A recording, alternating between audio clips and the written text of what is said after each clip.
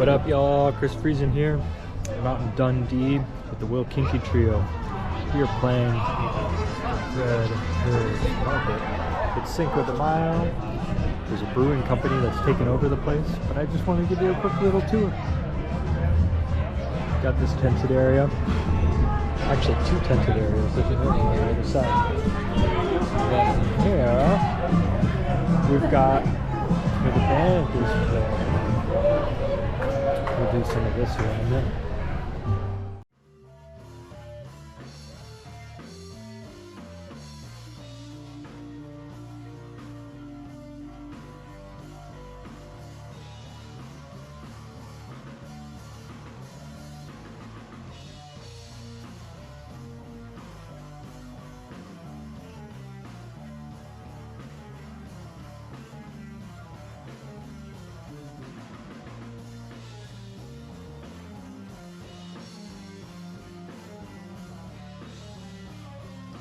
Alright, y'all, we made it back from Dundee. It's like 11:10. This is all pretty much a 2-hour drive. Things were pretty clear on the way back. Yeah, let's see here. The gig went well. You know, 3 sets with Wil and Mitch. I'll tell you more about them here in a second. But yeah, if you get to the Red Hills Market in Dundee, you should definitely get the roast beef sandwich. It's delicious. Yeah, it's like a delicatessen. They've got all sorts of stuff there. They do wines and fine meats and cheeses, and then they've got like an assortment of salads and whatnot. And then it's also like a restaurant. But what I was gonna say, let's see here. Let's talk about Wil. The tune I'm gonna play for you is one of his originals off of his first record. Wil's a fantastic dude. He's one of the most loyal friends I've had. He is one of those people that will pay me before he gets paid. You know, if something goes funny, he wants to take care of his brothers, you know, and the people. I honestly feel like he sincerely respects my time. And so he's a pleasure to work for. He makes it easy in that regard. And that's just like on the business side of things. But if we talk about the music, you know, he's got this really eclectic vibe of like blues, grungy rock, and like psychedelia, you know, and he's got a great voice. He's one of the things that's really interesting about Wil recently is the fact that he's been drop tuning a fair amount. And what that means for me is that I could just relearn all the tunes in standard tuning, but I've decided to play with drop tuning my bass a whole step, my 5-string, my P bass a whole step, which lowers, you know, the low B to an A. But the thing that's really neat about it is the string tension. It changes the articulation so much. Just being able to go down a whole step and everything becomes slack and thick in this really slinky way. It's really neat and inspiring. It kind of like changes the vocabulary that you choose to play. Wil's doing a lot of recording with other individuals. He's got a fair amount of his own projects coming. I think he's got an album coming up here pretty soon. Stay tuned for that. Yeah, he's got a lot going on. I love Wil. Wil and I have been working together since, I don't know, like, I want to say 2012, so like 10 years. Yep, Mitch. Let's talk about Mitch. Mitch was drumming tonight. Mitch is a great individual. Mitch and Wil go back to high school, if I remember correctly. Mitch Wilson has been doing a lot of musicals, playing drums for like musical theater and whatnot. Which has made it really tricky to work with him because those gigs are like long-term gigs, like months long.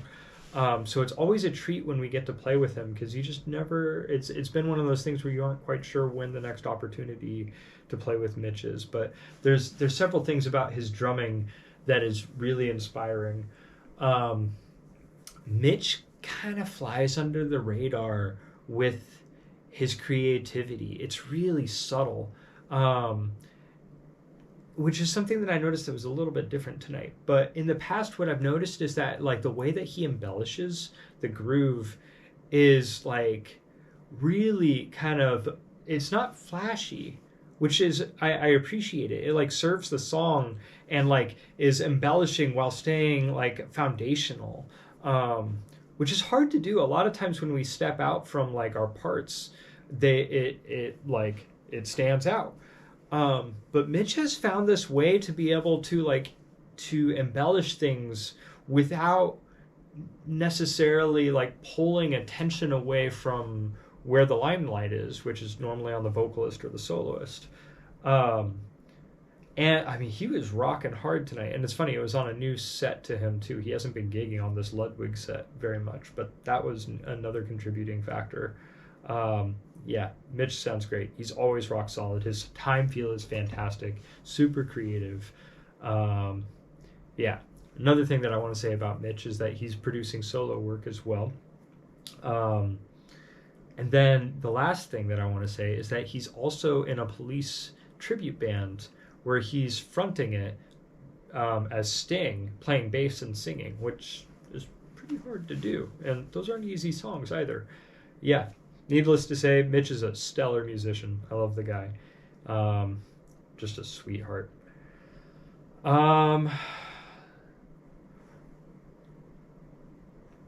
guess, yeah, I want to pause here and say that I really appreciate everybody being supportive of me performing. I know that a lot of my students, like, I only got to teach like a third of my students today because it took me 2 hours to get to Dundee, and then I was going to perform for, I was going to be at the gig for 4 hours. So that's like, that eats up a lot of my teaching time.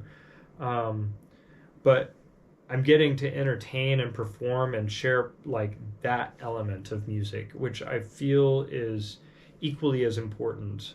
So I just want to like shout out to any of my students that are watching this and say thank you for being supportive and flexible with me, because this is a big part of my passion, is getting to play music out.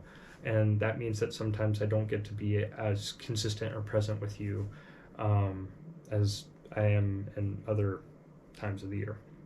So thank you. Last thing before we go, I was in my room listening today, and Becca Stevens has released a fair amount of music in the past few years. And if you don't know Becca Stevens, you should definitely check out some of her work. But there was one tune in particular that just really took me. Yeah, okay, so if you check out Becca Stevens' The Secret Trio, it came out last year. They have a tune called California that is just absolutely lovely. While you're on the Becca Stevens train, let's see if I can give you some other recommendations. She has a record that she collaborated with David Crosby on, which I have not checked out, so that's a thing.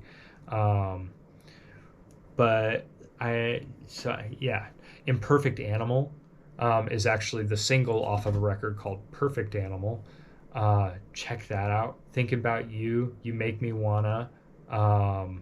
Yeah, those are all great songs. And then her debut record, Weightless, has some stuff on it. I'll Notice is absolutely wonderful. Yeah, she is fantastic. There's a Light That Never Goes Out. What I want to say about Becca Stevens is, if I understand her background correctly, she grew up kind of like in the Appalachian tradition, and then went to school for jazz, and studied jazz on like mandolin, if I get it right, and then started writing these really complex arrangements and slowly kind of shifted into a more pop presentation of music. The earlier you go back, the more dissonant she is, in my opinion.